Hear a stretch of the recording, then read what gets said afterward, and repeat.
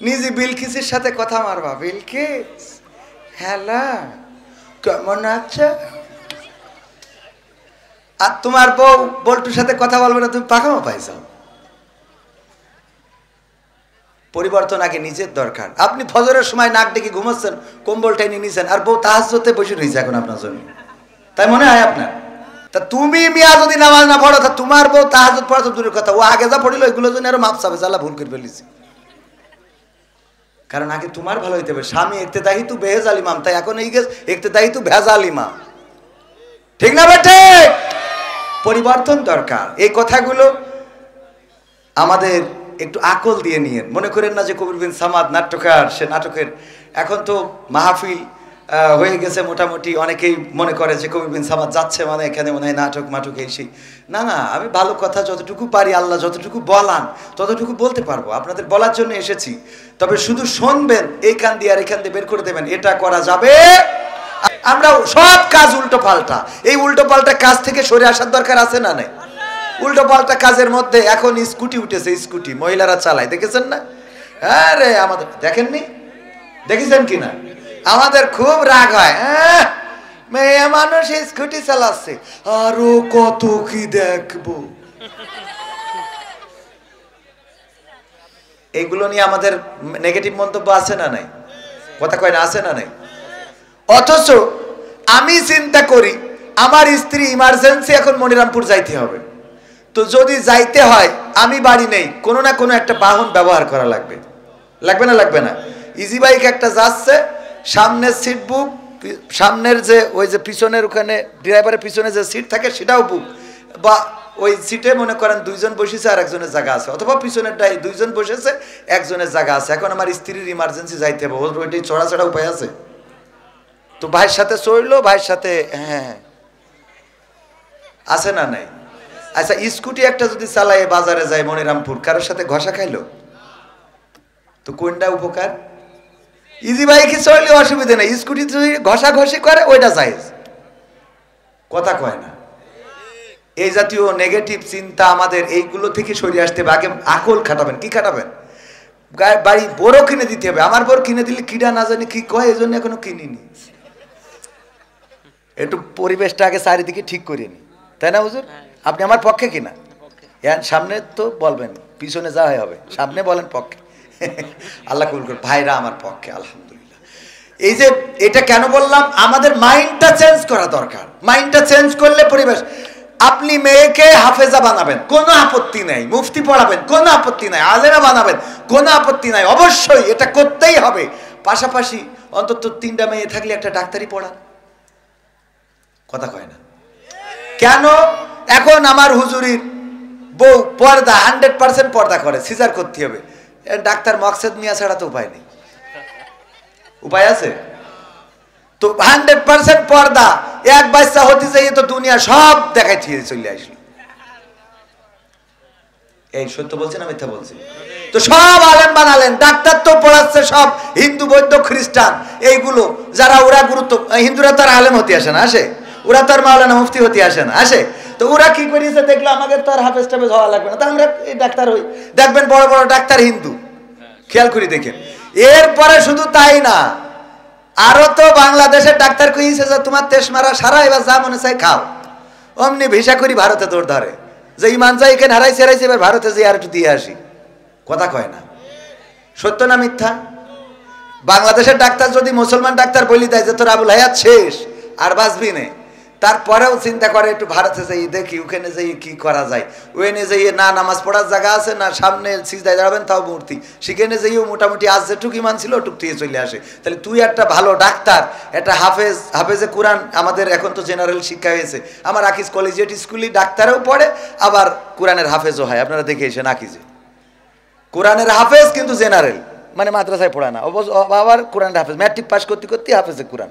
তার মানে আমি মাদ্রাসার বিরুদ্ধে নিরুৎসাহিত করছি না, অবশ্যই পড়াবেন, কিন্তু এগুলোকে আমাদের মাইন্ড সেট আপটা চেঞ্জ করতে হবে যে এইটা ওর মেয়ে ডাক্তারি পড়ছে, ও নষ্ট হয়ে গেছে। কেন নষ্ট হয়েছে? ও ডাক্তারি পড়ছে তোর পরিমাণ রক্ষার জন্য।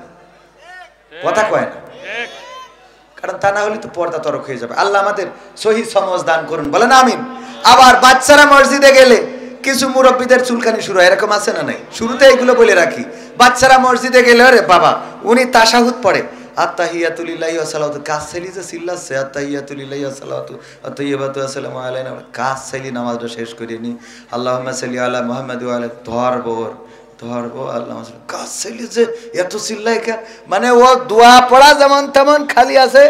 এটার পরে এবার যেই সালাম ফিরাই ফিরে, এই কাজ ছেলি রে, এই জুম্মা দিলে এই টেকে আই কেন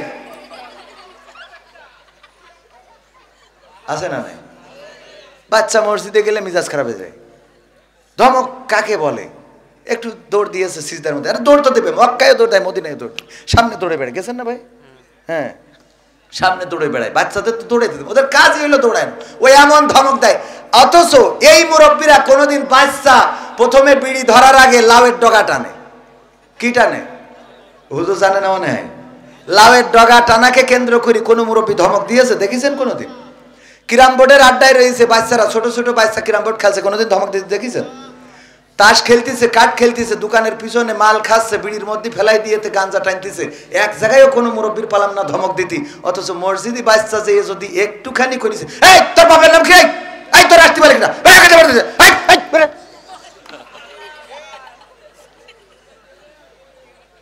আহা, কোন সমাজে আমরা বসবাস করি?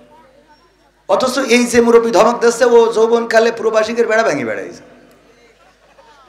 খুঁজে দেখেন, ও যৌবন কালটা ছিল পুরাটাই, দাড়ি রাখা তো দূরের কথা, মানুষের বেড়া ভেঙে শেষ করে ফেলেছে, তরকারির বেড়া।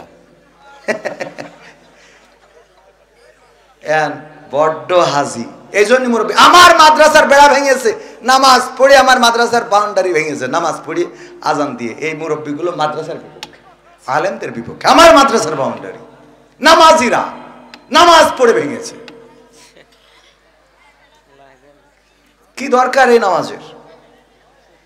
আল্লাহ বললেন ইন্নাস সালাতা তানহা আনিল ফাহশাই ওয়াল মুনকার, শব্দ সামি আল্লাহু লিমান হামিদা বলি না আমরা? তো এখানে সামিয়া শব্দ ব্যবহার করলে হয়ে যেত, কিন্তু ফাস্তামিউ তার মানে উত্তম ভাবে শুনবা, সুন্দরভাবে শুনবা, একদম মন দিয়ে, হৃদয় দিয়ে। আল্লাহ যাদেরকে এখানে বলতে দিয়েছেন, আমার ভাই জান আমার থেকে অনেক বড় আলেম, আমার মুহতারাম গোলাম রব্বানী ভাই, উনি আলহামদুলিল্লাহ ওনার জুতা বহন করে দিতে পারলে আমি নিজেকে ধন্য মনে করতাম। কিন্তু আমার মতো হতভাগাকে ওনাদের পরে দিতে হয় কেন? এটাও আপনাদের দোষে। কাদের দোষে? কাদের দোষ বলেন? হ্যাঁ, আমি নেমে যাব, উনি ওয়াজ করতে উঠলি কেনে বুকে হাতে বলেন তো আপনারা কয়জন থাকতেন? হ্যাঁ, তাইলে দোষ আমার না আপনাদের? হ্যাঁ, তাইলে আমারও দোষ আছে, তো আমরা সবাই মিলে পরিবর্তন হবো ইনশাআল্লাহ। আল্লাহ তৌফিক দিন, বলেন আমিন। তাইলে কি আলোচনা শুরু করব?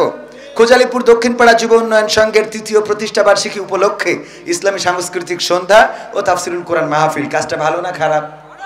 এই কাজ নিয়ে বাধা আছে না নাই?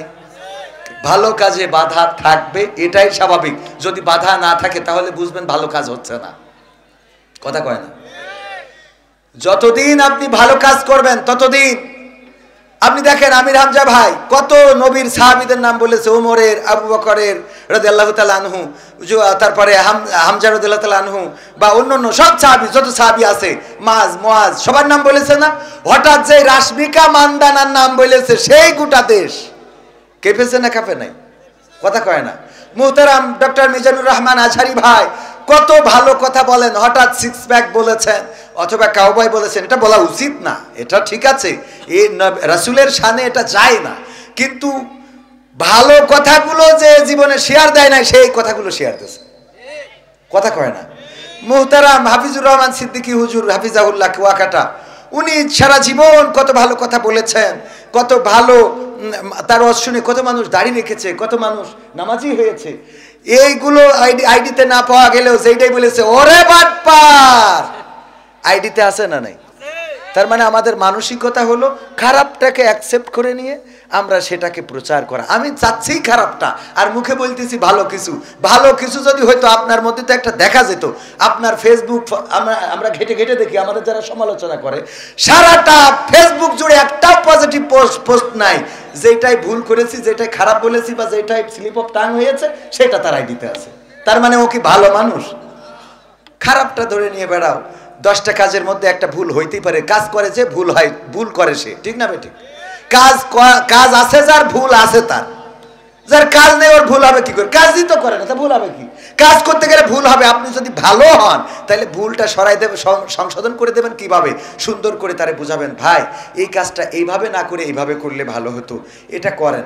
এটা না করে আমরা শুরু করে দিলাম। আল্লাহ আমাদের হেফাজত করুন। এই যুব সংঘের যে প্রতিষ্ঠা বার্ষিকী, ওরা চাইলে এখানে অন্য কিছু করতে পারতো, এখানে কনসার্ট করতে পারতো, মমতাজ মার্কা শিল্পী আনতে পারতো, তারপরে অন্য অন্য এই জাতীয় করতে পারতো না? পারতো না? যুবকেরা করে না? করে না। কিন্তু তারা তাফসিরুল কোরআন মাহফিলের আয়োজন করেছে। এটা প্রমাণ করে এই যুবকেরা ভালোর পক্ষে আছে, আলোর পক্ষে আছে। সুতরাং তাদের পক্ষে থাকার দরকার আছে না নাই?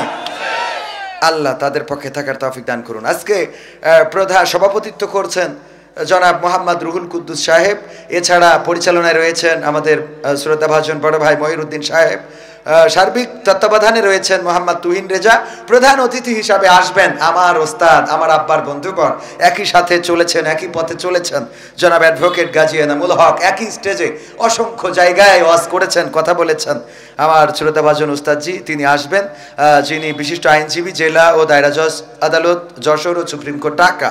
এছাড়া আমার আগে আলোচনা করেছেন আমার প্রিয় ভাই, কলিজার টুকরা, ইসলামী আন্দোলন বাংলাদেশের অন্যতম একজন কর্মী, মদিনাবাগ কারিমিয়া মাদ্রাসার সম্মানিত মুফতামিম জনাব মুফতি গোলাম রব্বানী যশোরী সাহেব। আলোচনা করেছেন হযরত মাওলানা মুফতি জহিরুল ইসলাম। এছাড়া অতিথি হিসাবে থাকার কথা জনাব অ্যাডভোকেট তাজউদ্দিন আহমদ। ও দূর, আপনি তো রয়েছেন আমার পাশে। তো আলহামদুলিল্লাহ, এছাড়াও আরও গণ্যমান্য ব্যক্তিবর্গ আমার ডানে বামে রয়েছেন। আমার সামনে উপবিষ্ট দিনদার ইমানদার মুসলমান ভাই বাবাজিরা, পর্দার অন্তরালে মা বোনেরা এবং মা বোনদের মধ্যে আমি আজকে গাড়িতে আসার পথে আমার সহকর্মীদের বলছিলাম যে মা বোনদের নিয়ে আজকে ওয়াজ করব। কেন? দুইজন মাকে দেখলাম কুজো মানুষ, কুজো হয়ে খুঁড়িয়ে খুঁড়িয়ে আসতেছে। সাথে আরো খেয়াল করেছেন না? তো এই যে মায়েরা এই শীতের রাত কষ্ট করে আসে, আমরা সামনে যাদেরকে পাই তাদের ব্যাপারে ওয়াজ করি, পুরুষদের ব্যাপারে, মা বোনদের ব্যাপারে ওয়াজ করা হয় না। মা বোনেরা পুরুষদের থেকে বেশি না কম? প্রায় জায়গায় গেলেই বলে, হুজুর মা বোনদের প্যান্ডেলে জায়গা হচ্ছে না, পুরুষ প্যান্ডেল এখনো ফাঁকা আছে, একটু বলে দেন। আমি কই যে অল্টারনেট করে দেন, এদেরও এনে দেন, ওদেরই এনে দেন। কারণ পুরুষরা যদি প্যান্ডেল ভরাইতে না পারে তো মা বোনরা ওখানে ভরাই ফেলেছে, ওদের সামনে দেন, আর এদের দেন প্রজেক্টরের সামনে। কারণ পুরুষরা এনে তো আসবে কি, ওদের তো গবেষণা করতে করতে দিন শেষ। আর বেলা শেষে চায় মোটর সাইকেলে গিয়ার দিয়ে বেড়ায়, লাইলাতুল ফেব্রুয়ারি গদখালি যাবে, আছে না নাই? আবার এসি বলবে, হুজুর একটা হাফেজা মেয়ে খুঁজে দেন তো। তুই হাফেজা, তুই যেটা গদখালি নিয়ে যে ডুপ্লিকেট বানালি, ওটা কিটা নেবে? কথা কয় না। আমি বলেছি ঘটক হইতে হবে এমন ছেলে, আগে দেখতে হবে যে ওই ছেলে কেমন। দেখি ও যদি গাঞ্জাখোর হয় তাহলে ডাইল করে একটা মেয়ে এনে দিয়ে দিতে হবে যে বিড়ি টানে সারাদিন। কারণ তোরও বিড়ির গন্ধ, ওরও বিড়ির গন্ধ, দুটো মিলে ভালোই প্লাসে প্লাসে প্লাস, মাইনাসে মাইনাসেও প্লাস। ঠিক না বে? ঠিক। কিন্তু আমরা যখন প্লাস মাইনাস করে ফেলি তখন মাইনাস হয়ে যায়। প্লাসে মাইনাসে কি? প্লাসে মাইনাসে কিন্তু মাইনাস। এর মধ্যে কোনো একটা প্লাস হইলে সমস্যা আছে। এই জন্যই মাইনাস মাইনাস রাখতে হবে, না হইলে প্লাস প্লাস রাখতে হবে। দুইজনই হুজুর, অসুবিধা নাই।